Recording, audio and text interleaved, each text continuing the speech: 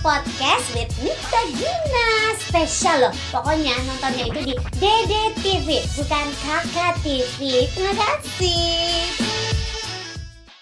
Assalamualaikum warahmatullahi wabarakatuh. Senang sekali insan muda ketemu lagi bersama aku Nita Gina. Kalau ada aku, berarti artinya kita ada di Human Talk Podcast. Nah, kali ini seperti biasa, seperti episode-episode sebelumnya, saya pasti punya bintang tamu, punya narasumber yang istimewa ya kan.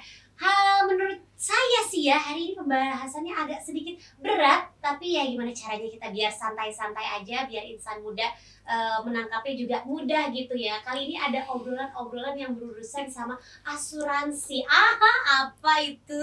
Nanti pokoknya ya. Sebelum kita berkenalan dengan narasumber saya hari ini, saya mau kasih tahu dulu nih, yuk teman-teman insan muda ikutan kolaborasi kebaikan di program wakaf dompet duafa. Caranya gampang banget, tinggal lihat aja nomor rekening yang ada di bawah ini atau scan QR code yang ada di layar, atau bisa melalui digital.dompetduafa.org/wakaf. Nah, seperti tadi yang aku bilang bahwa kita akan ngobrol dengan seseorang, ini ada kaitan-kaitannya sama asuransi. Wah, dengan siapa? Ada Bapak Agus Ismail dari Generali Indonesia. Assalamualaikum Pak Agus. Waalaikumsalam warahmatullahi wabarakatuh. Apa kabar? Alhamdulillah sehat. Baik, gimana ya, Mbak Gita? sehat. Alhamdulillah.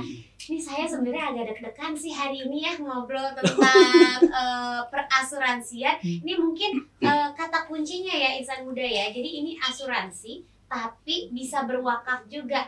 Seperti apa? Tapi kita ngobrol ke Bapak Agusnya dulu aja. Jadi Pak Agus ini boleh cerita sedikit dong Pak. Bapak nih aktivitasnya sekarang ngapain sih Pak? Oke, iya.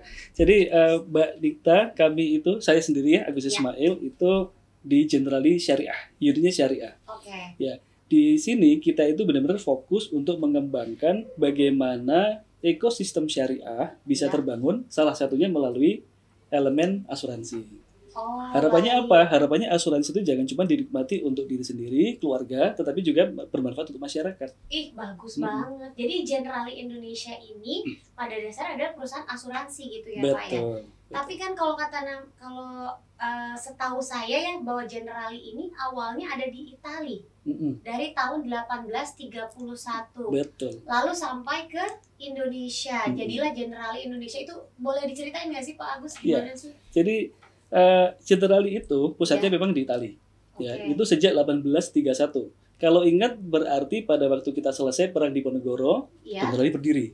Wow, perang Diponegoro ya. Saya belum lahir itu yang suka dibilang perang Diponegoro kapan tahun 18 berapa pas habis maghrib gitu ya. Ya, sama. Habis maghrib juga berdiri gitu berdiri ya. Lah si Generali ini. Betul. Oh, baik. Nah, kita pusatnya di Trieste di Italia dari 1831. Kemudian kita menyebar ke seluruh dunia sampai saat ini ada lebih dari 50 negara. Ya, dari 50 negara. Nah, Indonesia adalah salah satu yang dimasuki oleh Generali. Dan pada waktu itu kita masuk di Indonesia tahun 2008, fully operated di 2009.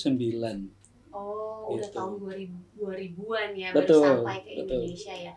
Nah, kalau produk-produk sendiri yang ditawarin dari Generali Indonesia khususnya itu ada apa aja tuh Pak? Oke, nah karena memang Generali Indonesia ini adalah life insurance alias asuransi jiwa, maka kita bicara mengenai asuransi jiwa terkait dengan produk kesehatan, produk life insurance atas jiwa sendiri, maupun ada juga yang unit link. Baik. Oke, jadi intinya sama seperti asuransi pada umumnya gitu. Nah, satu hal yang membedakan adalah di kami itu ada fasilitas yang namanya Robo Arms. Robot Arms itu Auto Risk Management System. Kan biasa begini ya, Mbak Gina. Kalau orang berasuransi itu nggak mau rugi. Kalau bisa bayar tapi untung kan gitu. Padahal asuransi nggak begitu kan. Asuransi memang menginvestasikan sesuatu supaya kita aman. Betul. Nah, supaya aman akhirnya apa? Dananya sebagian diinvestasikan. Nah, dengan adanya Robo Arms tersebut, harapannya investasinya jauh lebih tinggi dibanding investasi reguler.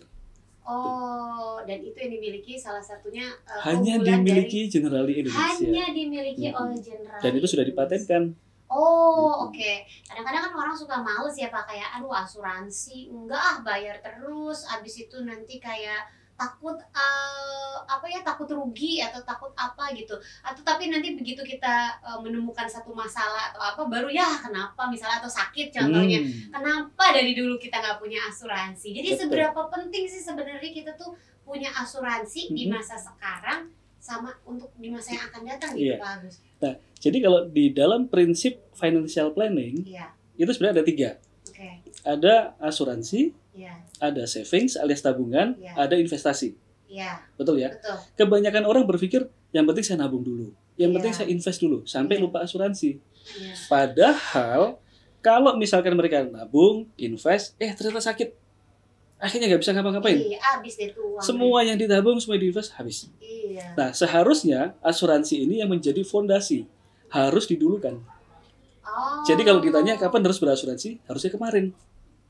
Bukan besok, bukan lusa gitu. Asuransi itu jadi wajib gitu.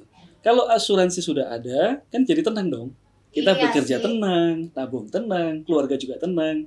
Baru habis itu di-combine dengan tabungan, dengan investasi.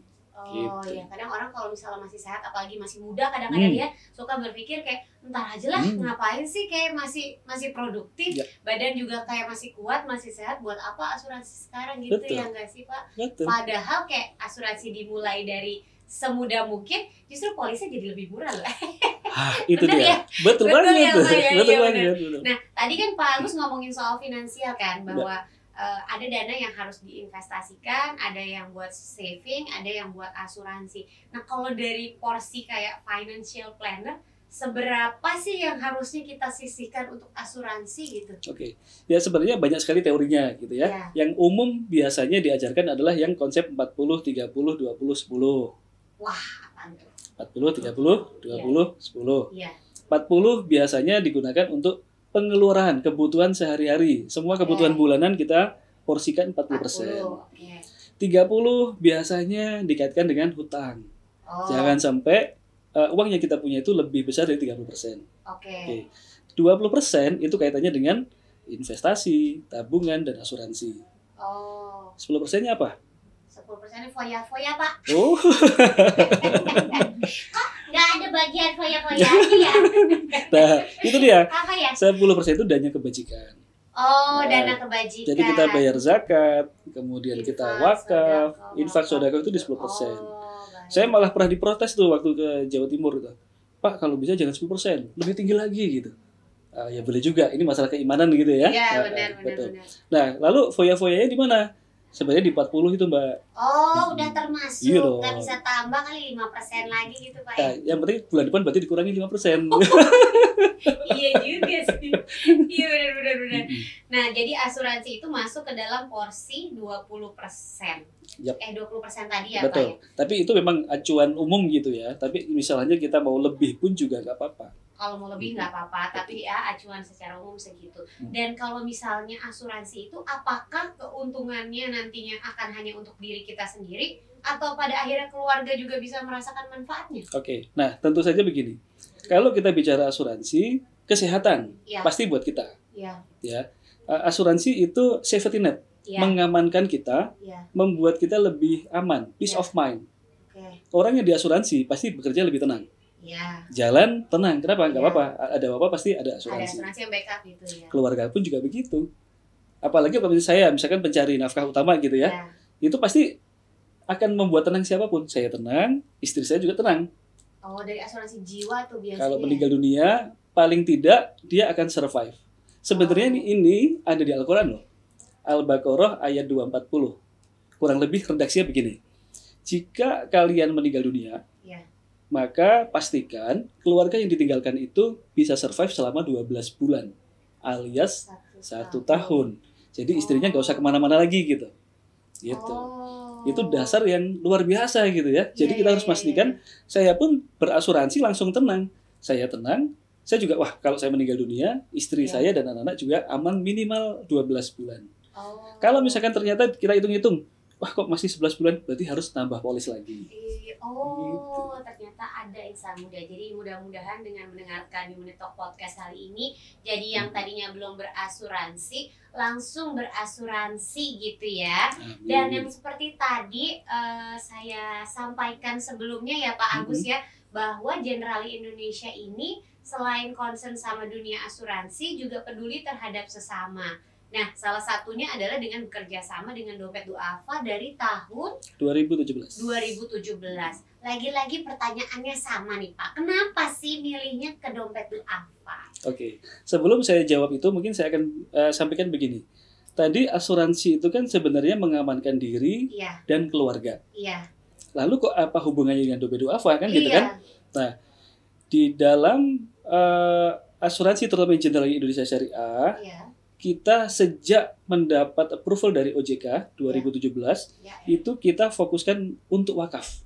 Oh, jadi ini yang tadi saya bilang bahwa selain kita asuransi bisa wakaf juga. Dan saya baru dengar loh. Saya seumur-umur kayak mungkin kayak berkenalan dengan asuransi baru ini saya tahu kalau ada asuransi yang bisa berwakaf juga. Nah, itu referensinya adalah Fatwa MUI 106 tahun 2016.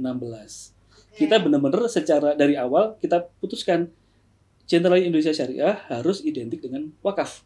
Kenapa? Karena kita tahu wakaf adalah amalan yang akan terbawa terus meskipun kita sudah meninggal dunia. Betul. Kan ada 3 tuh ya. Anak soleh yang mendoakan, ilmu bermanfaat, dan amal jariah. Ini bentuknya adalah wakaf. Nah, lalu begitu kami mendesain produk tersebut, ya namanya ada Bismart Link Syariah.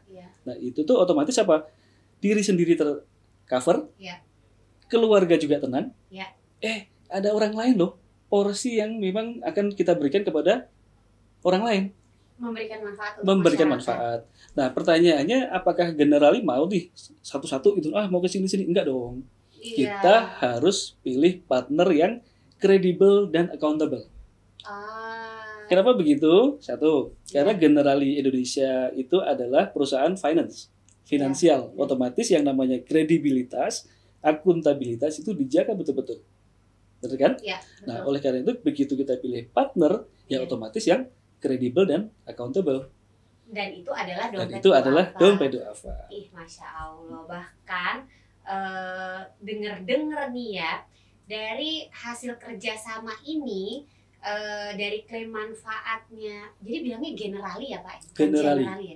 Generali Indonesia ini itu sudah bisa merealisasikan hampir 1 miliar loh dana klaim wakaf manfaat asuransi. Benar itu Pak? Betul sekali. Jadi ini antara innalillahi atau alhamdulillah gitu ya. Kenapa tuh Pak? Innalillahi karena memang kita menyalurkan atas orang yang sudah meninggal yang klaim. Oh gitu. Ya tentu kita berduka cita gitu ya karena meninggal dunia. Tapi kan meninggalkan manfaat. Dan kita juga alhamdulillah. Kenapa? Karena kita sudah menyalurkan amanah memberikan manfaat itu kepada Dompet Duafa. Betul. Ada 15 nasabah yang sudah meninggal dunia. Totalnya itu hampir 1 miliar. Itu langsung kami alokasikan kepada program-program Dompet Duafa. Tentu setelah konsultasi dengan kami gitu ya. Banyak contohnya. Contoh, misalkan yang di Cirebon itu ada pipanisasi. Jadi daerah Cirebon itu kering sekali. Mereka butuh air, otomatis dari salah satu nasabah namanya Pak Engkan Karnain itu kita salurkan untuk membangun di situ. Pipa itu. Betul. Di Pekanbaru juga sama, itu pipanisasi. Di Medan ada pemberdayaan rumah tempe. Itu juga salah satu dari produk wakaf dari Generali Indonesia, gitu kan? Terus ada lagi contoh yang peralatan rumah sakit. Hasyim Asyari juga sama.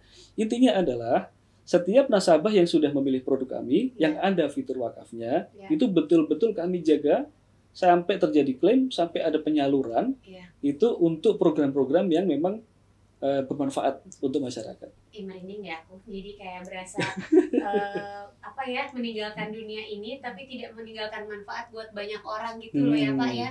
Nah kalau boleh tahu kayak sistemnya tuh seperti apa sih Pak? Maksudnya kan ini juga awam ya, mungkin buat saya juga, buat insan muda juga, kayak asuransi jiwa kan itu ya Pak ya, berarti kan biasanya kalau misalnya asuransi jiwa, kalau misalnya yang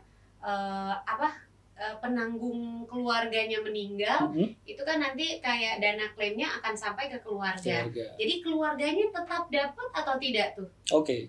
Nah tentu saja inilah menariknya dengan produk kita yang namanya Bismart Link Syariah ini. Begitu nasabah memilih fitur wakaf, maka otomatis dia sudah memilih manfaatnya 2. Pertama adalah untuk ahli waris alias keluarga. Yang kedua adalah untuk Dompet Duafa. Langsung. karena memang dia sudah niatkan gitu ya. Nah, begitu terjadi klaim pun langsung kita transfernya misah. Jadi sebagian kepada keluarga, sebagian lagi adalah ke wakaf. Sesuai fatwa 106/2016 itu sudah ada guidance-nya juga bahwa yang boleh diwakafkan itu maksimal 45%. Oh, jadi tidak boleh lebih dari nggak itu. boleh semuanya. Kenapa? Karena keluarga kan juga harus ini dong, diperhatikan. Iya, benar. Yang keluarga otomatis adalah 55%. Oh. Nah, kalau dilihat dari sini, ini kan produk yang cerdas ya. Iya, betul. Kita membeli asuransi, kemudian kita dapat perlindungan, keluarga juga mendapatkan dana sustainability ya, dia bisa sustain kalau kita nggak ada, kita juga berbuat kebaikan untuk orang lain. Betul. Ih, keren ya. Kok aku jadi langsung mau pindah asuransi sih? Kok tiba-tiba curahan hati ya? Sangat bisa sekali gitu. Nah, selain tadi yang ada fitur wakafnya, mungkin ada lagi nggak produk dari Generali Indonesia yang kira-kira cocok buat insan muda untuk anak-anak Gen Z lah? Oke. Gimana tuh? Wah, ada. Jadi tentunya kalau wakaf tadi juga bisa segera dimulai loh ya. Iya, itu nggak mesti orang tua ya. Iya, benar. Nah, itu yang akhirnya kita juga mematahkan stigma bahwa yang namanya wakaf itu harus uangnya banyak. Iya, ya kan? Selama ini kan gitu kan ya Pak, soalnya sebidang tanah. Gitu, belum tentu punya tanah di umur sekarang gitu. Betul. Misalnya ya. Kita mau 100.000 malu gitu kan, harus banyak-banyak. Iya. Itu sudah mematahkan semangat itu. Kenapa? Karena begitu, contoh nih ya, ada yang baru dari Jawa Timur itu, dia baru bayar 2 kali loh. Kalau nggak salah sekitar 900 ribuan. Iya. Qadarullah meninggal. Akhirnya manfaatnya keluar 100 juta. Iya. Baru 2 kali 900 ribu, keluar 100 juta. Split dong, sebagian untuk keluarga, sebagian untuk wakaf. Udah lumayan itu, udah banyak itu. Untung dunia akhirat ya, kalau kata saya sih ya. Betul. Nah, itu yang wakaf. Jadi dari awal pun itu bisa. Bisa. Tetapi kan anak muda kan biasanya, wah saya kan masih hidupnya lama, saya pasti 10 tahun lagi juga masih hidup, gitu kan? Insya Allah. Insya Allah. Nah, kalaupun itu terjadi, kami ada produk yang namanya Rizkia. Rizkia. Apa itu produknya? Sangat sederhana. Jadi kita membayar kontribusi ya kalau di syariah itu selama 5 tahun. Perlindungannya 10 tahun. Jadi bayarnya cuma 5 kali, bayarnya 2 kali lipat ya. Kalau misalkan sehat walafiat, maka yang sudah dibayarkan selama 5 tahun kita kembalikan 100%. Loh, jadi nggak mesti nunggu meninggal dunia dulu? Tidak harus meninggal, betul. Nah, kalau anak muda kan jadi cocok nih, kayak alternatif tabungan. Iya, benar juga ya. Betul. Dan ini pun kalau saya sarankan ngambilnya setiap tahun 1. Contoh nih ya, tahun 2022 ngambil. Iya. Tahun 2003 ngambil, 2024 ngambil. Artinya apa? Nanti tahun ke-10 uangnya kembali ke kita dong. Iya, dari 3 itu. Tapi satu-satu nih. Iya. Tahun 2022 tambah 10 berarti tahun 2023 uangnya masuk. Iya. 2034 masuk lagi. 2035 masuk lagi. Jadi kan kayak tabungan. Iya, benar. Nah, tapi kalau misalnya terjadi apa-apapun, ya keluarga juga kan mendapatkan santunan.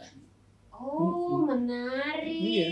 Tuh, insan muda mulai sekarang jangan takut untuk berasuransi. Apalagi salah satu contohnya di Generali Indonesia ini ya, banyak banget pilihan produk asuransinya, bahkan yang punya manfaat yang syariahnya juga ada. Yang tadi kalau kalian mau wakaf bisa. Terus yang Rizkia tadi setelah 5 tahun, bayarnya 5 tahun. Bayar 5 tahun. Perlindungan 10 tahun. Jika tidak terjadi resiko, dikembalikan uang bayar 100%. Terima kasih banyak Pak Agus. Mudah-mudahan ini bisa menginspirasi supaya generasi-generasinya insan muda ya, anak-anak muda masa kini itu nggak cuma nongkrong-nongkrong aja, tapi sudah memikirkan proteksi untuk diri sendiri, juga kelak keluarga, dan siapa tahu juga insya Allah bisa memberikan manfaat untuk banyak orang gitu. Saya boleh satu closing? Boleh, silakan. Iya. Jadi dengan Generali Indonesia Syariah, di mana produknya ada fitur wakaf, sehingga sekarang itu kita tagline-nya adalah wakaf zaman now. Wakaf zaman now. Bukan karena mampu, tetapi karena mau. Bagus sekali itu. Jadi wakaf bukan karena mampu, tapi karena mau. Karena wakaf zaman sekarang tidak perlu besar-besar juga bisa ya, Pak Agus ya. Betul, dan bisa lewat asuransi, otomatis manfaatnya jauh lebih besar dibanding yang dibayarkan. Nah, jadi kalau insan muda misalnya mau memproteksi diri dengan cara berasuransi dulu dan juga bermanfaat buat orang lain. Dengan cara berwakaf juga, bisa lewat Generali Indonesia atau bisa juga kolaborasi kebaikannya melalui program wakaf dompet duafa. Caranya langsung dilihat aja rekening yang ada di bawah ini atau scan QR code yang ada di layar, atau boleh langsung ke digital.dompetduafa.org/wakaf. Terima kasih buat insan muda yang sudah menyaksikan saya dan juga Pak Agus hari ini. Mudah-mudahan bisa mendapatkan manfaat dari obrolan kita ya. Amin. Sampai ketemu lagi di Humanity Talk Podcast berikutnya. Nikita Gina pamit. Assalamualaikum warahmatullahi wabarakatuh. Dadah. Waalaikumsalam warahmatullahi wabarakatuh.